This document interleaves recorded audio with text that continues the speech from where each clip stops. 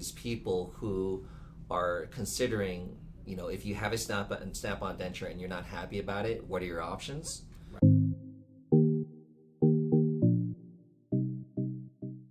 Hey everybody, it's Dr. Daniel Choi from North Texas Dental Surgery, Wisdom Teeth and Denture Implant Center. And I'm Dr. Jed Woldridge. All right, so we're going to talk about a very important topic, one of the most important videos I feel like I've done since I started making videos here a few years ago. We have a patient that contacted us recently, just had some implant snap-on dentures in upper and lower with 4 implants up top, 4 implants down low.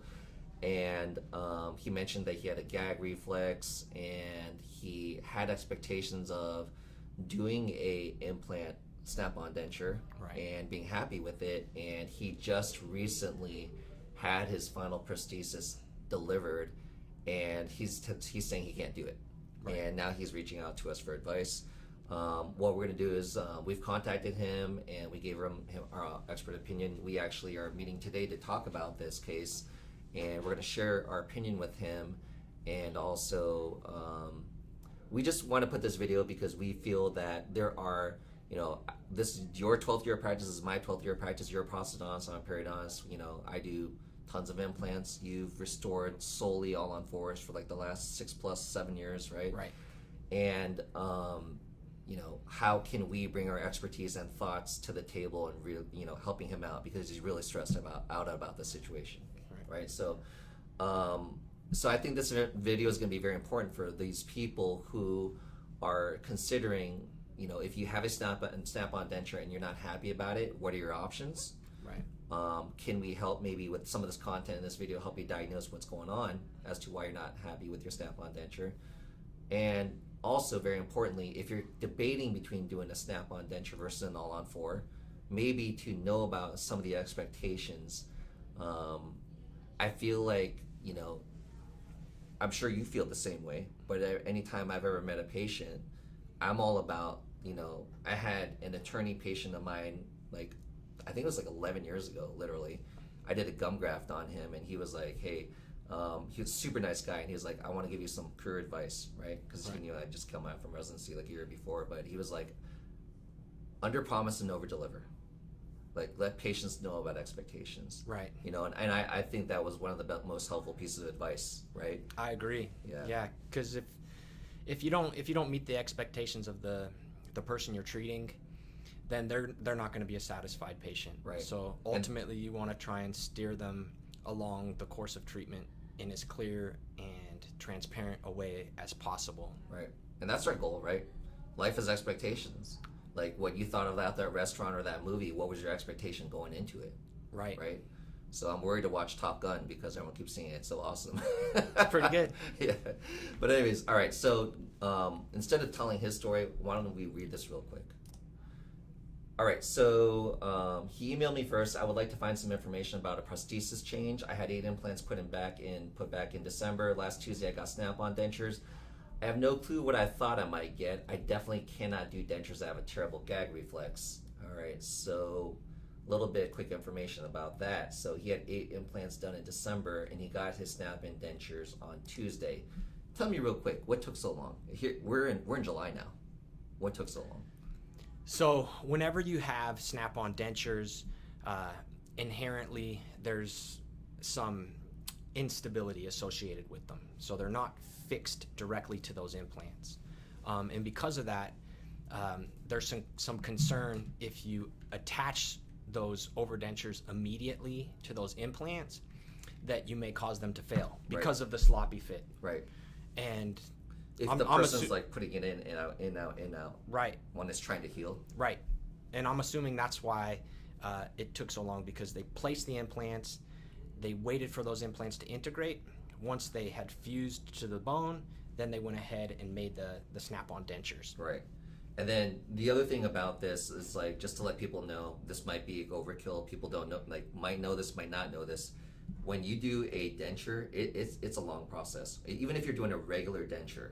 Can be. Right? So if you, digital designs and all that stuff. We can speed it up. Right. So we have digital dentistry and designs and digital denture making, 3D printing, all these things, milling machines. It's super cool on how quick you can make them. Right. but I don't think a lot of offices have adopted that technology yet. So making a denture, especially with these supply and these labor shortages right now with labs, Right. can like then also lengthen the process for some people too. But yeah, there's from a surgical standpoint, when we place these implants on the lower jaw, you need at least 3 months for them to integrate. Upper jaw, about 4 months for them to integrate. You're absolutely right. During that healing period, if we were to attach this prosthesis on here and just like a person is like in, out, in, out, in, out. It's a concern. That's, Right. If there's any micro movement in those implants during that integration process, there's a high probability that they won't integrate. They Right. won't fuse. So imagine like these steel posts we placed in the ground. Let's say we bury them 10 feet in the ground. Yeah. If they're in solid ground and we still pour concrete around it, Right. then we can potentially build on it with no micro movements that would cause any issues, right? But if our ground is like in a soil that's like moving, like slight micro movements, even though we have concrete and we're waiting for that concrete to set, Right. then if we start building on it, we might cause a little micro movement that might compromise us in the future, right? Similar concept. So that's why an overdenture. Now, an all-on-4, you can, provided you have a decent amount of stability, which 90% of patients do, Right. you can deliver the teeth the same day and day after, whatever, right? But overdenture, you got to wait. That's why that patient waited so long. Okay, so let's just jump back in his email. He has a terrible gag reflex. Okay, so he wrote me in another email. My dentist told me he used the best implants, which I did look at the implants he did, and he did use pretty good implants. So if I wanted to move up to a top-notch prosthesis later on, all he'd have to do is switch out the top part. I got these snap-ons 2 weeks ago, and there's no doubt I can't do these because, again, he's a gag reflex. I suffer terribly from anxiety and depression, and my doctor has it controlled, but this has caused me a lot of panic and anxiety. I've basically been home since December where he placed the implants. I have 4 top, 4 bottom. I couldn't wear the temporary because there was nothing to attach it to. It was a regular denture with soft liner. It was a disappointing mess. They said they could shape and thin them out more in 2 weeks at my 1-month follow-up. I know this isn't going to work. I'm afraid to ask my scans and my records as to tipping them off that I'm looking elsewhere. My bill is $25,000. I owe care credit $13,500. I was hoping that somehow all I need was a new zirconia or nanoceramic prosthesis made with definitely no more surgery. What can I do? I certainly can't imagine flying out here and meeting the doctor, finding out I need more implants when mine are brand new. I would be devastated. What do you think? All right, what are your thoughts? So my thoughts are that, for one, the original plan wasn't in line with the patient's expectations. Right. We already know that he suffers from anxiety. Gag and reflex. On top of that, he has a gag reflex. So we're going to have to design a prosthesis that's as close as possible to his natural dentition, right? So how do we do that? We create a streamlined prosthesis, as streamlined as possible. And if we want a streamlined restoration, then we're going to have to make sure that those implants, they're placed perfectly, right? That the trajectory of where the teeth attach to those implants are as close as possible to the central location of the teeth, right? What's called the central fossa. That's the midpoint between the outside of the tooth near the cheek and the outside of the tooth near the tongue or the palate, right? We want it to be right there, and then in the front teeth, we want it coming out what's called the cingulum, which is the back portion of those front teeth. That's how we can really create the most streamlined prosthesis. Let's explain them real quick, taking a step Yes. back. Just start off right from the beginning in regards to what he has in his mouth. We actually have Correct. photos. Yes. But compare a snap-on denture to like a streamlined prosthesis you're talking All about. on 4 fixed. All right. on 4 fixed. Look at, this is the lower, this is lower. Look at the difference. And then look at from the top down. Look at how thick that is versus that one, right? Yeah. And then let's compare it also, the upper all-on-4 prosthesis. Look how thin that is versus that. Yeah. And then look at, when you see that, I mean, so much thinner. So if we got somebody that has a gag reflex, Right. like, there's no comparison. Yeah, Like, and we're going to have a discussion. and can you also talk about that? You were talking about getting those implant placements, the access holes, As ideal as possible to where they need to be in the cingulum area you were talking about, or Right. through the central fossa of the teeth. This model shows it. Yes, Right. that model is a basically an ideal Yeah. representation of the all-on-4. Right. Because doing that will get rid of a lot of the bulk. Correct. Okay. So we know that's what he needs right Right. off the bat. He has anxiety, he has a gag reflex. If someone if you initiate that gag reflex and you create them a set of teeth that they're uncomfortable with, I would think that that would probably exacerbate their anxiety. So Right. for me, first and foremost, my goal would be to create them a set of teeth that's as natural and close to the original dentition as possible. Right. To And this will do that. Now, Right. let's take a step back though, too. Yeah. An all-on-4 prosthesis is not the simple answer if we don't place the implants correctly or re-angulate with the multi-unit abutment. Right. Okay. Can Can you explain that real quick to them? Yes. So to get the implants, when you first place them in the jawbone where they're coming out exactly the central portion of the teeth, it's not always possible because of the anatomy of the bone. Yeah. So to improve that, we place these components on them that can correct the angulation of those implants to get them where they're coming out more ideally. The multi-unit abutment. Right. Yeah. Now, it's always important to look at patient scans and see how much bone loss they have. Depending on that, you can give them more information in terms of what to expect regarding the thickness of their prosthesis. Right. In this gentleman's case, it looks like he has plenty of bone. Yep. Let's So- want to go over his X-ray real quick. Sure. All right. Okay. So what are your thoughts right here? You can use the mouse. So here, based on what I see on this image here, all the implants are placed vertically. That's not a problem. Because that was for the overdenture. That's why they did that. Right, and it looks like they all integrated well, which is very good. So it looks like he's got healthy implants, good quality bone. The one concern is though, when you see implants that are all vertically placed like that, is that the distance between the chewing surface of the teeth and the level of the bone, you might not have the appropriate restorative space for strength of that prosthesis. So you're saying for the thickness of this. Right. Right. So Yeah. let's actually show them right here. So this prosthesis, what can happen? I actually made a complications video on this type of all-on-4 prosthesis, but if it's too thin, Correct. it'll break. It Yeah, you literally don't- will snap in half. Yeah, you have to have a certain amount of thickness for that material to be able to withstand the stresses of the bite during chewing and things. Exactly. Because everyone's jaw forces are different. Like your jaw forces are dictated by your masseter muscles, temporalis, and a few other muscles of mastication. But your jaws can produce an insane amount of force, Right. and even though these are super strong, it could just like snap them, right? Correct. And so, how do we do that? Like, it's the surgeon's responsibility. Like, you're the guy, the prosthodontist, that makes these beautiful teeth, that makes the patient have an ideal bite. Right. But I got to do things right as a surgeon to help you to do your job right. Otherwise, you're going to constantly deal with a broken prosthesis, right? So Right. what I have to do is I have to bring down enough of that jawbone. So if we look at this X-ray, you know, one of my concerns from a surgical standpoint is, did this guy like bring down the bone enough, Right. right, to create that space for the teeth? Correct. So that your prosthesis doesn't break. And actually, this is kind of like one of my pet peeves is that because you've been doing this, you know, both been practicing, you know, we're both in our 12th year of practice, right? So we've been doing this for a long time. You're gonna see some patients that have snap-on dentures that are not happy with it and they want to go an all-on-4. I tell people, listen, you can do as good of a job as possible as it can be the best done, well done overdenture. Right. But because people's expectations are like it's having your own natural teeth again, Yeah. no.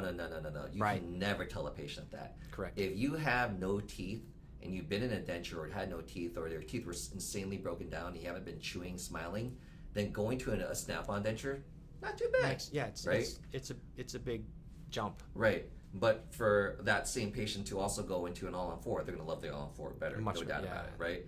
If you're taking a person that has pretty good teeth, but they just had period disease or a lot of cavities, and then you put them in overdenture, oh, no way. They're not going to be happy at all. Right. Put them in an all-on-4, they'll be happy. Now, I also preface, because I'm about like under-promising and over-delivering. Is an all-on-4 exactly like having your own natural teeth again? Nothing in this world is as good as a healthy set of natural teeth. Exactly, right? It is awesome. It is amazing for the cost and the ease of the procedure and not going through tons of appointments to get individual implants and the associated costs with that, right? We'll all agree with that, but long story short, all-on-4 destroys it in overdenture. And can you like we're actually talking about this before we started filming, Right. like the bulk, right? Because we're gonna show his pictures. He actually sent me photos of his dentures, his snap-on dentures. Look at the bulk, right? So that's the all-on-4 snap-on. Right. These are both lowers, okay? This is just a model, so don't mind this horrible fiery red color. Right. No one has gums that's red, okay? No. So I don't know why these Unless model you made. suffer from gingivitis. Yeah, he has some massive inflammation of your gums. But an all-on-4 prosthesis is screwed into your dental implants. Right. Okay. Yeah. A snap-on denture is snapping in, almost like a button-in snap-in Right. on your shirt. That's a good analogy. Right. That's how it goes in. And then also because it's snapped in, and it's not as strong. You have to. It's like being supported by your dental implants and your gum tissues. So it has to have all this extra plastic, these extensions, what we technically call the flanges, extending into the grooves and crevices of your mouth to get that extra stability. Right. Otherwise, if you knock that all out, Yeah. your denture is not going to stay stable. Right. Right. Because the attachments, they're semi-resilient. They're made of nylon, which has the ability to give. So by that nature, the all-on-4 is so much better than a snap-on denture. Yes. If your Performance, comfort, you name it. right, and because this bulk is just killing this patient right now. Right. He And can't deal with it. especially going in knowing that he had a gag reflex and that he has anxiety. Now, based off of what I saw in his X-rays, his photos of, I think that whoever did his implants, I think he did a pretty good job. I agree. Right? Right. I mean, look at these implants. I mean, they're nice and parallel, right? So the prosthesis is going to draw correctly. Right. He's not going to have his nylon inserts, his locators inserts, constantly being worn down. I think the Right. surgeon did a good job for agree. an overdenture. Correct. Right. Unfortunately, this patient's realizing, hey, maybe an overdenture is not for me. Yes. So now we are where we are. Okay, so one thing we already talked about is I'm a little worried about the amount of bone reduction, right, to help you do your job properly. Right. Right. Another thing we also talked about was maybe this implant could have been placed a little bit further to help support an all-on-4 prosthesis. Right. Probably fine for the snap-on denture. Yeah. But let's also look at the photos of the prosthesis. Okay, so this is his prosthesis. What are your thoughts? It's an overdenture. Yeah. If I'm thinking, if we want to go to an all-on-4, which is what it sounds like the patient is planning to do. Mm-hmm. So if that's the case, first what we'll do is we'll determine, are these teeth placed appropriately in the patient's mouth for ideal aesthetics? If so, then what challenges do we face? Based on the positions of the teeth when we look at the prosthesis, Danny, if you want to point those out. So there's an implant there. There's one right there. There's one there, there, and there. So like we were talking about earlier. This is his upper prosthesis, by the way. So this is most likely the one that's causing him to have that gag reflex. Right. Right. Yeah, because usually it comes from the top. Right. And the soft palate. Remember how thick, look at that compared to this, right? Like, this profile is so much skinnier. Okay, go ahead. Yes. So knowing where those implants are on that prosthesis and knowing that we want to get them to exit through the central grooves of the teeth. Right. Right. As close to this as possible. Right. And then on the front teeth through what's called the cingulum, which is that here. back area of the tooth. Right. We would have to change the trajectory of those implants using some angled multi-unit abutments. Right. And that's possible. Yep. We could potentially do that.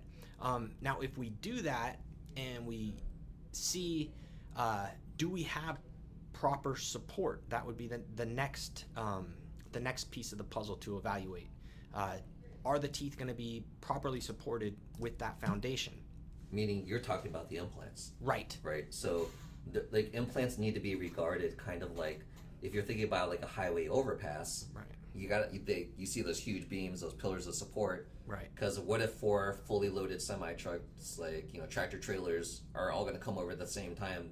The bridge can't collapse. Right. Right. So we need to have adequate spacing of these dental implants from each other. Correct. 8 piece And grid. in his case, because it's already a concern in terms of the vertical space. Mm-hmm.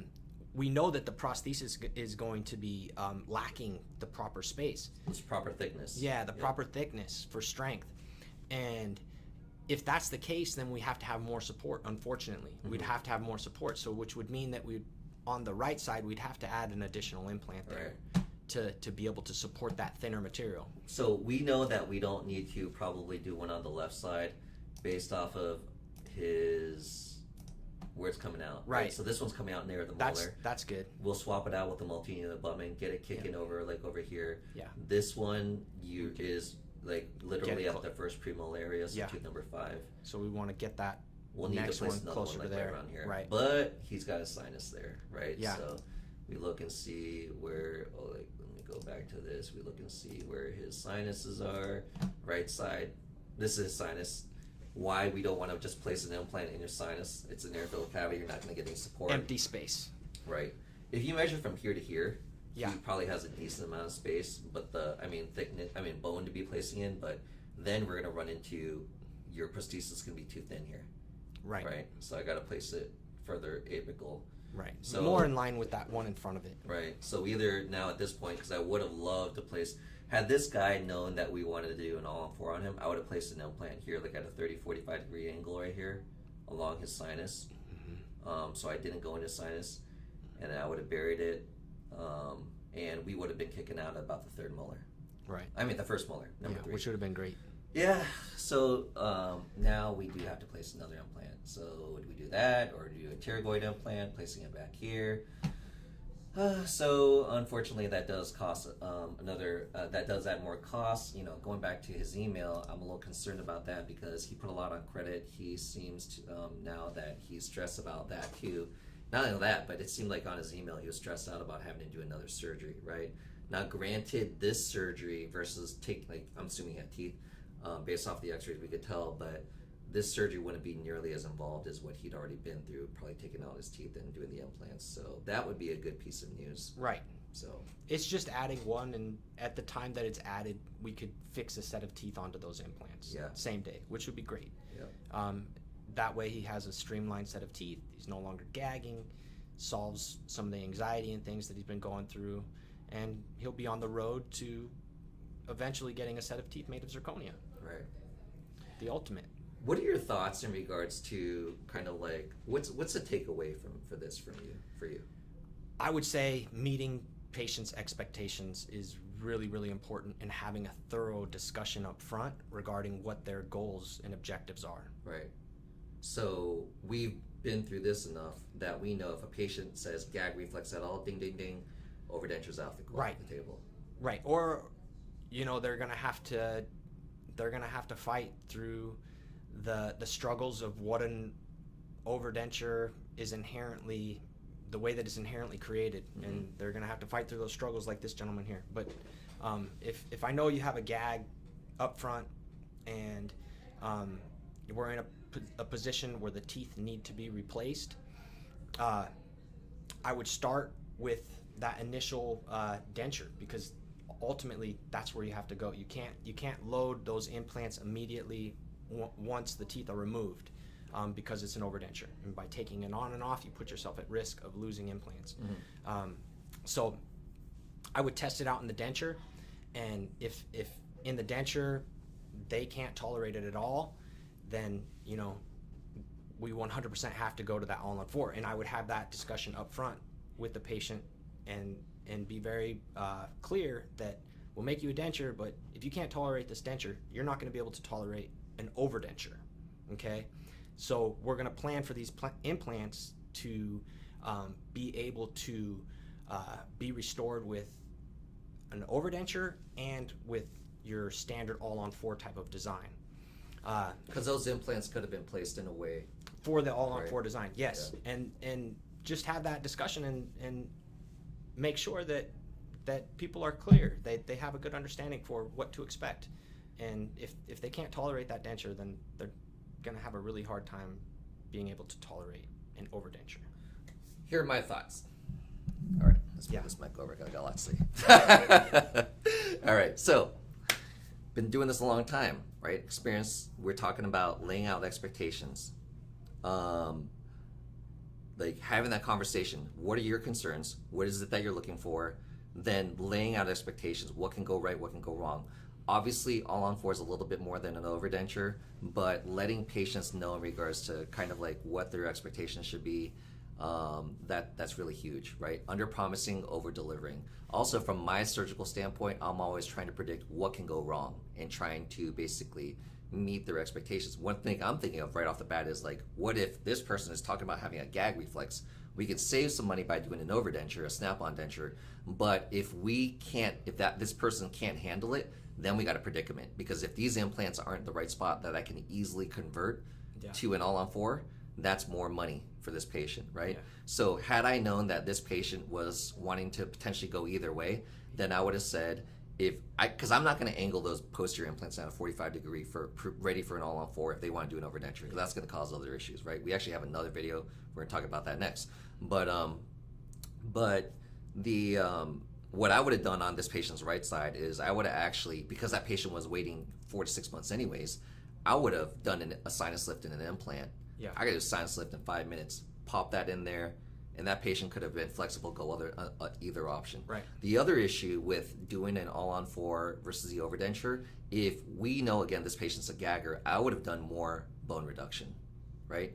Because I wouldn't have gone crazy. Some people who, when they do all-on-4, they go crazy with the bone reduction. You don't want to do that. You want to still be conservative. Exactly. You need to reduce enough bone. Yeah. So I would have reduced enough bone that we would have been good for the thickness of the prosthesis, about 15 millimeters. Exactly. Doesn't look like we have that, but maybe we could still get away with the prosthesis. We can. It looks like we can still get away with it. But we just needed a little more support to have a prosthesis that we can count on for the long term. Right. The other thing about overdentures, again, when I have patients that do an overdenture, snap-on denture with me, I always tell them, listen, it's again setting expectations. I tell them first 4 to 6 months or whenever it takes to get your snap-on denture, you're going to hate me, because that immediate denture that we make for you, we're getting a mold of you when you have teeth, right? So then basically the lab tech just takes that mold, whacks off the teeth, says this is exactly what this guy's bone and gum is going to look like after we take the teeth out, which is not the case, right? So this is an eyeballing of what your denture is going to be like, because you want to have teeth, right?